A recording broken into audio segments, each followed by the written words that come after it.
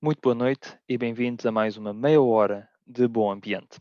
O tema de hoje é o papel do direito na política ambiental.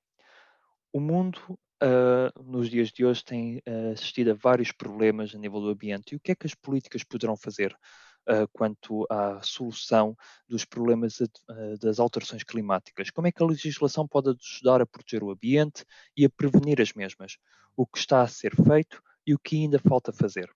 Hoje connosco temos a professora doutora Carla Gomes, licenciada em Direito e professora na Faculdade de Direito da Universidade de Lisboa. Muito obrigado, senhora professora, por ter aceito o nosso convite. Era eu. Gostaria então de lhe dar a palavra e nos explicar o que é que já foi feito, o que é que falta fazer e, na realidade, o que é o direito ambiental. Ora, muito boa noite, Hugo, boa noite a todos e todas que nos ouvem. Eu, em primeiro lugar, quero agradecer o convite para estar aqui e, sobretudo, aproveitar a oportunidade para agradecer à Zero a atuação atenta, diligente e proativa na promoção da qualidade ambiental em Portugal. E, com isso, agradecer a todas as pessoas que integram a Zero e que dão o seu tempo a esta causa. E o tempo é, como sabemos, nos dias de hoje, um bem absolutamente precioso. Propuseram-me falar de direito do ambiente e do direito na política de ambiente em 10 minutos. Vamos a isso. O direito é uma ordem de regulação social que disciplina a atuação humana em inúmeras áreas. O direito do ambiente é uma delas, surgindo como um conjunto de normas destinado a domesticar as relações das pessoas com o meio natural. O termo domesticar não é inocente. A atuação descuidada das pessoas e empresas relativamente ao ambiente deve ser corrigida, porque, ao contrário do que se pensava até meados do século passado, os elementos da natureza não são infinitos, nem imunes à degradação causada pela utilização humana. O ambiente torna-se, na década de 1970, um bem jurídico. Isto é, além do seu valor ecossistémico e social, passa a ter proteção normativa pelo direito internacional, pelo direito da União Europeia e pelos direitos nacionais. Temos hoje milhares de convenções internacionais que visam disciplinar a relação das pessoas com o ambiente, para além de declarações, recomendações, relatórios, guias de boas práticas, realidades muito variadas e de diferente valor e vinculatividade que espelham a diversidade de atores neste domínio, bem como a dificuldade de articular o ancilar conceito de soberania com a dimensão universal da questão ambiental. Porventura, uma das mais conhecidas convenções é o Acordo de Paris de 2014 sobre a redução de emissão de dióxido de carbono para a atmosfera. Mas a rede normativa é hoje imensa. Em Portugal, determinante é o direito da União Europeia. Embora a política de ambiente não conste do Tratado de Roma, na sua versão de 57, constitui política comum desde 1986, data da adesão de Portugal à então Comunidade Europeia. Desde 72 em diante e sem previsão explícita, a União Europeia aprovou diretivas tão importantes como a Diretiva Aves de 79, um dos pilares da Rede Natura 2000, ou a primeira Diretiva da Avaliação de Impacto Ambiental de 1985. Paralelamente, a União desenvolve programas de ação para o ambiente, atualmente está a terminar o sétimo. Em Portugal, apesar de a Constituição dar sede a um artigo ambiental desde 1976, e eu falo do artigo 66, e da tarefa fundamental do Estado de Proteção do Ambiente ter sido como tal reconhecida em 1982, a primeira Lei de Bases do Ambiente, tronco essencial da legislação setorial, só surgiu em 1987, 11 anos depois da proclamação constitucional, e ficou em larga medida por desenvolver. Só a partir da década de 1990 é que a rede normativa ambiental se começou a densificar realmente, em razão do dever de cumprimento das obrigações de transposição de diretivas europeias. Assim, é correto afirmar-se que o nosso direito do ambiente, bem como em grande medida a nossa política de ambiente, constitui direito da União Europeia concretizado e depende largamente das orientações de Bruxelas. Regimes como a avaliação de impacto ambiental, controle integrado por emissões poluentes, a qualidade do ar, a qualidade da água, a gestão de resíduos, a rede Natura 2000, são alguns exemplos da malha normativa ambiental portuguesa, todos filiados em diretivas da União Europeia. Só assim não acontece no plano da repressão administrativa, uma vez que a União prefere a via penal. Mas assinale-se que quando a Diretiva de Proteção Penal do Ambiente surgiu em 2008, Portugal já tinha crimes ambientais desde 1995. Esta dupla malha normativa da União e portuguesa torna a interpretação da legislação complexa, porque o subtexto das diretivas deve estar sempre presente, bem como a jurisprudência do Tribunal de Justiça. Este aspecto é particularmente importante. Há um ordenamento jurídico de referência para o legislador nacional e há também um sistema jurisdicional externo de controle da atuação do Estado português em matéria ambiental. Isto para além da possibilidade de apresentar denúncias perante a Comissão Europeia. Parece, portanto, existir um quadro propício a uma política de ambiente eficaz em Portugal, à legislação e a tribunais. Porém, quanto à legislação, falta critério na sua elaboração e também na escolha das soluções, umas vezes por falta de diálogo com os detentores do saber técnico, outras vezes por incorreta avaliação dos dados de facto, outras vezes ainda pela aguda incerteza associada à evolução das situações de facto. Falta também fiscalização da observância e falta punição verdadeiramente dissuasora. Falta vontade política, enfim, para fazer bater certas intenções com as práticas, assumindo compromissos de médio e longo prazo que podem não ser os mais apelativos para a geração atual, mas renderão frutos no futuro. É preciso aqui sublinhar que a lógica da democracia de partidos joga contra a proteção do ambiente. Quanto aos tribunais, há claramente um déficit na formação de advogados e juízes que começa nas faculdades de Direito, onde a disciplina de Direito do Ambiente, quando existe, é optativa. Isso faz com que os advogados não sejam, na sua maioria, especialistas e com que os juízes tenham uma certa resistência a julgar o fundo das causas, fugindo dessa apreciação sempre que podem, apelando a falhas formais. Se em Portugal a justiça ambiental ainda é embrionária, em contrapartida, no plano externo, os tribunais têm sido chamados a intervir no domínio da proteção do ambiente de forma crescente, a fim de contrariar a inércia dos Estados e a indiferença dos grandes poluidores. O caso Urgenda, que decorreu entre 2015 e 2019, é o melhor exemplo na Europa do envolvimento dos tribunais na política climática, tendo levado à condenação do Estado holandês na realização de ações concretas que permitam reduzir as emissões de dióxido de carbono em pelo menos 25% até final deste ano 2020. É questionável, porém, que sejam os tribunais, órgãos sem legitimidade democrática, os mais aptos a resolver estas questões. Mas certo é que tão pouco o podem fazer por iniciativa própria, são órgãos passivos, e quando o fazem é por reação a omissões que já são muito prejudiciais. De tudo isto resulta, e esta é a principal mensagem que quero transmitir aqui hoje, que é sobretudo às pessoas e organizações de defesa do ambiente que cabe a tarefa, primacialmente preventiva, de fazer cumprir a legislação ambiental e contribuir para melhores escolhas dos decisores políticos. Estando atentos, reclamando informação, obrigando as entidades com competência decisória a prestar contas, através da participação na discussão pública das questões. E, quando necessário, levando as ações e omissões a conhecimento dos tribunais. A Convenção de Aros, que Portugal ratificou e que vigora desde 2001-2003, consagra 3 direitos dos cidadãos com vista à promoção da qualidade do ambiente, todos eles disponíveis a qualquer pessoa. Acesso à informação ambiental, independentemente de qualquer particular interesse, aquilo que eu diria que é um verdadeiro direito a saber, ou o acesso à informação funcionalizada à intervenção num procedimento ou processo. Em segundo lugar, o acesso à participação em procedimentos de tomada de decisão ambiental por forma escrita ou oral nos momentos de consulta pública sobre planos, programas e projetos públicos e privados. E, enfim, o acesso à justiça principal e cautelar. Estes direitos, todos com assento em diplomas nacionais, devem ser preenchidos e exercidos à luz da Convenção de Aros. Isso traduz-se muito em síntese em que, no caso do direito de acesso à informação ambiental, a noção de informação ambiental deve ser ampla, a informação pode ser requerida junto das entidades públicas que a tenham e tem que ser prestada ou disponibilizada em 10 dias. Os fundamentos de recusa são objeto de enumeração exaustiva.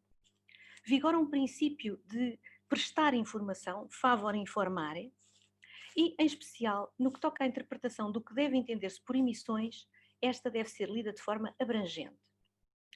No caso do direito de participação, os procedimentos devem ser transparentes, no anúncio da realização, no modelo que assumem, na informação veiculada ao público, no tempo que duram, na tradução dos contributos da decisão. A participação deve ser promovida num momento em que todas as opções estejam abertas, inclusive a opção 0. E as opiniões veiculadas devem integrar a fundamentação da decisão e deve constar uma justificação do seu não acatamento. Finalmente, no caso do acesso à justiça, o acesso não deve estar dependente de uma afetação direta da esfera jurídica do autor, ou seja, de um prejuízo pessoal. Devem ser consagradas vias de acesso à justiça céleres, nomeadamente através de providências cautelares. Os processos devem regir-se pelos princípios do processo equitativo e da igualdade de armas. E o custo do acesso à justiça não deve ser intoleravelmente oneroso. Em Portugal, como disse, estes direitos existem na legislação. O mais bem-sucedido é, porventura, o de acesso à informação ambiental. A participação tem vindo a fortalecer-se e o acesso à justiça a manifestar-se, muito por força dos processos movidos pela Zero. Mas a má preparação dos profissionais do foro, a reticência dos juízes e algumas falhas na legislação processual ainda são entraves. Sublinhar, no entanto, que Portugal não foi até agora alvo de queixa junto do Comitê de Aros. Quero agradecer uma vez mais pela oportunidade de colaborar com a Zero e fico à disposição para conversar com quem nos ouve, recomendando a quem se interessa por estas questões uma visita à página do ICJP, que é um instituto da Faculdade de Direito de Lisboa, onde estão publicados vários livros digitais de acesso universal e gratuito sobre diversos temas relacionados com a conversa que agora vamos passar a ter. Muito obrigada. Muito obrigado, senhora professora. Informo a todos que queiram participar a colocar as suas questões. Elas serão lidas e colocadas à nossa oradora de hoje. Uma vez mais, obrigado pelo poder de síntese. Eu tenho a perfeita noção de que isto é quase um semestre ou mesmo um ano a dar toda esta informação que foi sintetizado em 10 minutos. E neste caso tenho um conjunto de questões para podermos então começar a nossa conversa, que é o que é que em Portugal ainda falta fazer para que a Convenção de Aros seja cumprida a 100%. Bom, como disse, a Convenção tem um órgão que se chama Comitê de Cumprimento, que é um órgão, aliás, muito interessante do ponto de vista do direito internacional, porque normalmente o direito internacional não traz acoplados mecanismos de sanção e mecanismos de perseguição do incumprimento. Mas neste caso, há aqui um procedimento que é fundamentalmente, ou que tem fundamentalmente a ver com queixas apresentadas a esse comitê e depois de recomendações dirigidas aos Estados, mas que são devidamente publicitadas, aliás, elas estão online. Portanto, é possível a qualquer um de nós entrar no site da Convenção de Aros e verificar quais são as queixas que foram apresentadas, quais foram as arquivadas e quais foram as decididas e qual é o conteúdo das decisões. Portugal, de facto, nunca foi objeto de nenhuma queixa, o que nos faz crer que estamos a cumprir razoavelmente bem a Convenção. Eu diria que no campo do acesso à informação, isso é inequívoco e, porventura, no campo do acesso à justiça, também, porquanto nós temos um mecanismo em Portugal que é, enfim, que se chama legitimidade popular, embora a Constituição lhe chame ação popular, que tem uma lei no qual é disciplinado e dessa lei resultam várias particularidades que têm a ver com aqueles requisitos que eu há pouco referi, inscritos na Convenção de Aros, nomeadamente há um regime de benefício no que toca à isenção da taxa de justiça inicial a qualquer ator popular, há um regime especial no pagamento de custas e, portanto, há uma abertura, há um incentivo através do menor custo da justiça para que as pessoas acorram aos tribunais e defendam o ambiente através desses órgãos. Agora, é preciso ter atenção que o acesso à justiça faz-se através de um mandatário. E, portanto, é preciso constituir um mandatário e, ou bem que esse mandatário, um advogado, quero dizer, aceita trabalhar para o bono, ou bem que é preciso pagar-lhe os devidos honorários. E, portanto, nessa perspectiva, há sempre um custo associado que tem pelo menos a ver com no fundo, a contratação de um advogado, a constituição de um mandatário. E nessa perspectiva percebe-se que as organizações não governamentais tenham de alguma forma a dianteira, porque como estão mais visíveis e têm outra estrutura, normalmente têm pessoas ligadas ao direito que exercem advocacia e podem, no fundo, patrociná-las em juízo, algo que por vezes é difícil ao cidadão comum ou pelo menos mais oneroso. É talvez do ponto de vista da participação pública que nós podemos ter algumas dúvidas relativamente ao cumprimento da Convenção de Aros, porque, e é preciso dizer também que a Convenção não é só o texto da Convenção, há umas recomendações que são direito não vinculante, mas que são foram organizadas no seio da Convenção, do Secretariado da Convenção, e que foram recolhendo já muito do que foi feito em sede de resposta a queixas. São as recomendações de Maastricht, E dessas recomendações consta uma interpretação ou uma proposta de interpretação, densificação de todos os artigos da Convenção de Aarhus. E a propósito da participação pública dizem-se coisas muito interessantes que porventura Portugal terá alguma dificuldade em cumprir, como por exemplo a questão da opção zero e a questão de abrir a participação quando todas as opções estão em aberto. É um pouco difícil dizer que todas as opções estão em aberto antes de abrir um procedimento de participação pública, quando, por vezes, órgãos como o Primeiro-Ministro ou os ministros da pasta do Ambiente vêm aos meios de comunicação social dizer que aquela decisão, na verdade, já está tomada. Vamos fazer a participação pública para haver uma espécie de catarse, mas depois, na verdade, as pessoas ficam com grandes dúvidas sobre se vale a pena ir aos momentos de consulta pública, quando parece que nos Correto. bastidores a decisão já está tomada. Correto. Temos via Facebook, Nuno Proença. O Nuno Proença questiona se estão as entidades judiciais e também as próprias entidades administrativas preparadas e sensibilizadas para as questões ambientais e se concorda com as punições em vigor na Lei de Bases de contraordenações ambientais. Será que esses valores, ao serem diferentes, não ajudariam a resolver muitas situações? Talvez começando pelo fim. A Lei das Contravenções Ambientais é uma lei de 2006 que, quando surgiu, impunha molduras sancionatórias pecuniárias violentas, a ponto de se dizer na Assembleia da República, no debate que levou à sua aprovação por alguns deputados, que poderia constituir um verdadeiro assalto relativamente sobretudo aos pequenos empresários, porquanto as molduras pecuniárias eram de facto elevadas. Aliás, essa lei continha um artigo inicial, que agora já não existe, que além, enfim, depois de ter lançado essas molduras pecuniárias, das coimas, dos montantes das coimas, dizia qualquer coisa como: e estes valores serão atualizados anualmente de acordo com o índice de inflação. E, portanto, eram avultados e tinham tendência para subir ainda mais.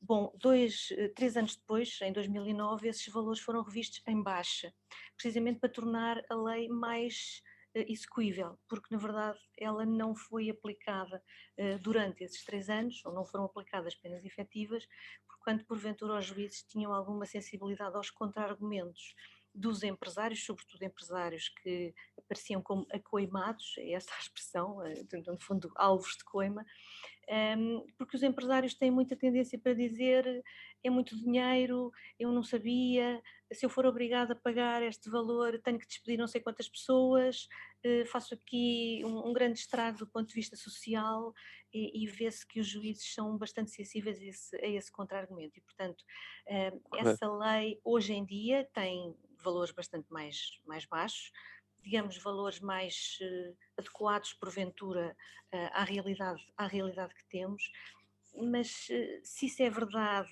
relativamente aos valores, depois o funcionamento da lei tem vindo paulatinamente, ela já foi alterada 4 ou 5 vezes, se a memória não me atraiçoa, tem vindo a ser alterada no sentido da sua dulcificação, da sua suavização, com penas de admoestação, com possibilidade de pagamento fracionado em suaves prestações, com perdão de parte da quantia, 25% de desconto, e, portanto, há uma série de situações que foram sendo introduzidas no diploma, que são, aliás, facilmente discerníveis, porque à frente dos artigos há um A ou um B, são alterações, portanto, vê-se que nessa medida a lei foi-se dulcificando, no fundo, foi-se adequando a uma Correto. realidade portuguesa que também demonstra pouca sensibilidade ambiental por parte dos empresários.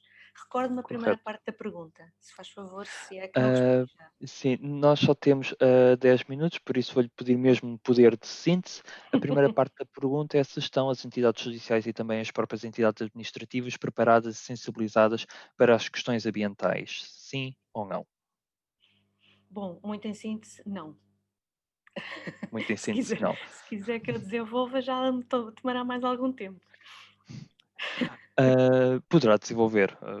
Cerca de 2 minutos, ainda temos mais algumas questões da parte do nosso público Vamos que ver, do gostaria ponto de de vista dos partilhar. juízes, hum, eu penso que dos juízes eu já disse o que é que penso que está a acontecer. Eu julgo que alguns juízes que estão a exercer, sobretudo nos tribunais administrativos de círculo, que são os mais baixos na hierarquia, digamos assim, os tribunais de primeira instância, eu julgo que já haverá alguma sensibilidade. São pessoas mais jovens que já tiveram algum contacto com as matérias ou que, como cidadãos, também sentem essa pressão de fazer alguma coisa por mudar o estado de coisas. Só que depois a preparação jurídica não é das melhores, porquanto, como disse, a cadeira é optativa. Por exemplo, em faculdades tão importantes como Coimbra, Direito do Ambiente não existe na licenciatura, e no Centro de Estudos Judiciários, a atenção que se dá ao direito do ambiente, não sei se são 10 horas num curso de um ano. Correto. E, portanto, acho que já disse bastante no que toca à Sim, de possibilidade dos juízes facto. estarem sensibilizados para. Tenho uma questão do Rogério Gonçalves, que na realidade acabam por ser duas. Peço-lhe outra vez um poder de síntese. O nosso ouvinte indica que como explicam a história da Europa obrigar Portugal a reduzir a tributação sobre veículos importados usados sem obrigatoriedade de baixar a tributação nos novos. Informa que nós importamos sucata, que os outros não querem, depois pagamos multas por excessos de emissões. E questiona ainda se a moda da tecnologia verde, que os elétricos são veículos de elite, não de massa, como se explica que os centros de inspeção ainda não estejam preparados para verificar a remoção dos filtros de partículas nos motores de combustão. São duas perguntas. A primeira é quase mais um comentário do que uma pergunta, a segunda é verdadeiramente uma pergunta. A segunda é uma pergunta à qual eu de facto não sei responder. E isto tem um pouco a ver com aquilo que eu disse a certa altura do discurso. Neste sentido, existe muita legislação, mas por vezes existe vontade política para a implementar da melhor maneira, e por vezes as intenções, no fundo o jargão de Bruxelas, que é preciso descarbonizar, é preciso reduzir as emissões, por vezes depois não é convertido em medidas efetivas por parte da nossa administração e do nosso governo. E faltam muitos meios na administração pública. Os centros de inspeção não são propriamente administração pública, são centros privados, mas deviam ser fiscalizados pelas entidades públicas, e de facto existem muitas lacunas do ponto de vista da inspeção e da fiscalização para fazer cumprir. Porquê? Correto, Porque provavelmente os meios não estão a ser afetados às melhores prioridades. correto. Hoje tivemos a notícia de que o governo admite a avaliação ambiental estratégica do aeroporto do Montijo. Ora, o processo da Zero, Associação Sistema Terrestre Sustentável, para exigir a avaliação ambiental estratégica das infraestruturas aeroportuárias da região de Lisboa, o processo em causa iniciou-se em fevereiro de 2019. Já passaram quase 2 anos e o tribunal ainda não chegou a uma pronúncia. Como é que se pode agir preventivamente nessas situações? Infelizmente, agir preventivamente nessas situações acaba por incorrer no mesmo tipo de morosidade. Uma das bandeiras para a tentativa, enfim, frustrada desde logo porque a Constituição não a permite, distinção da jurisdição administrativa tem sido a sua morosidade. De facto, a justiça em Portugal é lenta, a justiça administrativa é muito lenta, há menos tribunais administrativos do que tribunais civis e há muita litigiosidade. E, sobretudo, desde 2002, 2004, a litigiosidade administrativa é, sobretudo, litigiosidade cautelar, porque passamos de um paradigma em que praticamente não havia providências cautelares para um paradigma totalmente diferente, eu diria 360 graus diferente, em que tudo é possível, é possível pedir tudo ao juiz do ponto de vista cautelar. Mas também esses processos, que supostamente deveriam ser e são urgentes na letra da lei, não são urgentes do ponto de vista da situação de facto. E, portanto, eu posso lhe dizer que, por exemplo, no caso da providência cautelar do túnel do Marquês, de há uns anos, só o julgamento da providência cautelar demorou mais de 9 meses, fora o processo principal que depois correu durante anos. Quais são os remédios para isto? Bom, eu diria formar mais juízes e abrir mais tribunais para corresponder às demandas, mas, portanto, não lhe consigo dar uma fórmula Correto. mágica. A justiça cautelar é tão lenta como a justiça principal. Ou seja, o facto de existir várias leis sobre leis e vários processos sobre processos acabam por criar travões à respectiva máquina, por assim dizer. É Há isso que até está a indicar? O que eu estou a dizer é que faltam meios nos tribunais para fazer face à procura dos particulares por justiça. Portanto, os tribunais correto. administrativos são em menor número do que os tribunais judiciais. E nos tribunais administrativos, porventura, há juízes a menos para fazer face a este tipo de demandas. E por isso, por mais urgente que um processo seja, se um juiz tem a seu cargo ao mesmo tempo 20 ou 30 processos urgentes, não é possível dar urgência a nenhum deles, como é evidente. Correto. Gostaria, somente agora de colocar uma questão que vai mais a nível, europeu. Grande parte, e agora, ao que parece, vem a bazuca, do Do dinheiro. europeia, com fundos de dinheiro para vários, projetos existentes, e, coloco então a questão acerca do aeroporto de Montijo. O aeroporto de Montijo está onde está prevista a construção do aeroporto de Montijo, está localizado onde, segundo o Plano Nacional de Políticas de Ordenamento do Território, é uma área costeira sobre um aquífero esse que conseguiria sustentar a cidade de Lisboa durante vários anos, e tendo em conta as alterações climáticas é importantíssimo. Uma área de risco, porque está perto de placas tectónicas, não só a do Tejo, mas também tendo em conta o Banco de Córreos, caso haja um sismo, como aconteceu em 1755 e a consequência de um tsunami, é uma das áreas logo afetadas. Cria mais uma barreira com a expansão da pista em causa, cria uma barreira para as areias do Tejo poder alimentar o Mar da Palha, em frente ao Seixal, e as praias da Costa da Caparica, já não falando das barreiras existentes, das barragens construídas.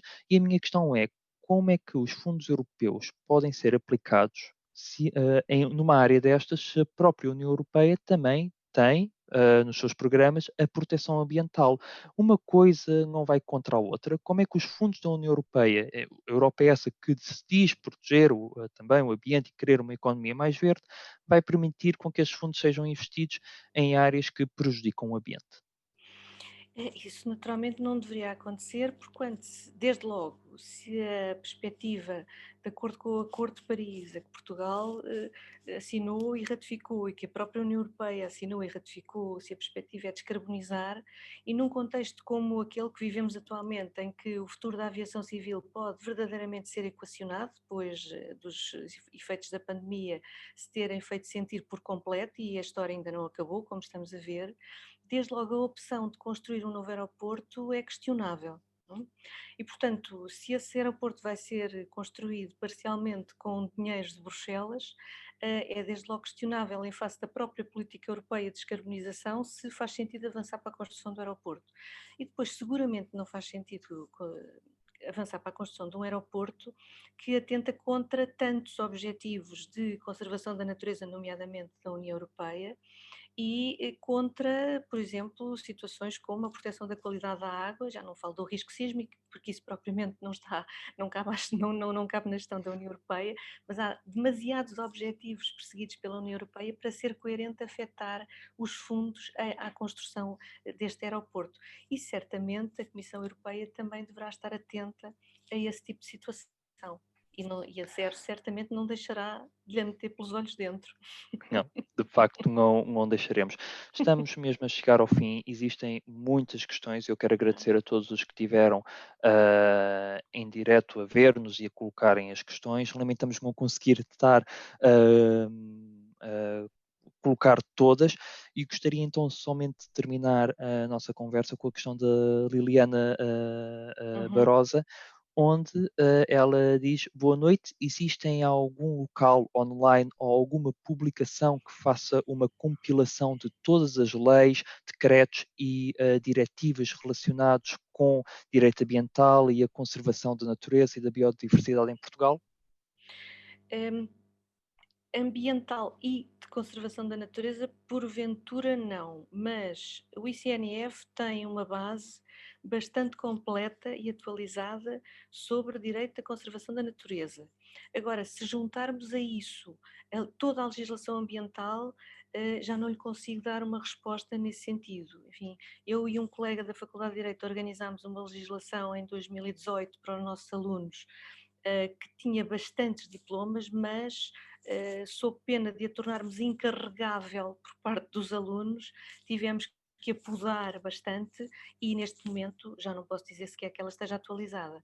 Portanto, assim, um site com toda a legislação ambiental em Portugal, não lhe consigo dizer. Sobre conservação da natureza, ICNF, porventura, sim. O ICNF. Muito bem. Muito obrigado pelo tempo que Ora dispôs essa. para poder falar Muito connosco e obrigada, Hugo. expor este tema. Eu agradeço a todos os que tiveram a assistir, aí a todos os que colocaram as suas questões e lamento não termos conseguido responder a todas, que de facto foram várias. Ahm, Solicito então que continuem a assistir aos nossos webinars. Próxima quinta-feira haverá um outro webinar com um outro tema, outro meia hora de bom ambiente às 9h30, hora de Portugal continental. Continuem a seguir a Zero no nosso site em www.zero.org. Vejam as nossas atividades, apoiem-nos, façam associados zeros com 5 euros por ano, podem ajudar a nossa causa e a fazer com que a vossa voz chegue mais longe na defesa do ambiente. Um obrigado a todos e um bom ambiente.